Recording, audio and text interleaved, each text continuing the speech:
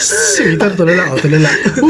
Uy, lalim na iniisip nito. Tulala ang puta. Layo na iniisip, oh. Tingnan mo. Hindi, medyo may problema lang eh. Ilang araw na akong di makatulog eh. Tinry mo naman pumigit. Lola ko kasi nasa ospital.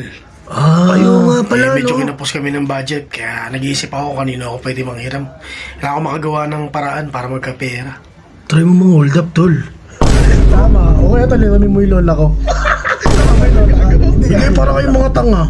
Sa Divisoria, tol. Try mo, bili ka bago lola doon. Gago yan. Isa pa. Dito, sabihin ko na to medyo nagkaroon na lulungkot din ako kasi parang 4 years na kami hindi magkaanak ni Mrs. So yun, medyo nakakalungkot. Try mo sa ibang babae, tol. Yung anak ko talaga, bilhin mo na lahat. O kaya try mo sa lola mo, gago, bago mo na. O kaya, tol, ako gagawa para sa'yo. Tol, Naisip ko nga tol, parang lumalala na yung depression ko. Oh, yun. Depression daw, tol. Sige nga, pre. Use depression in a sentence. Yan. Dali. Alam ko. Sample ng depression. Elevator. Tanga? Elevator. Para gumana, di ba? Depression.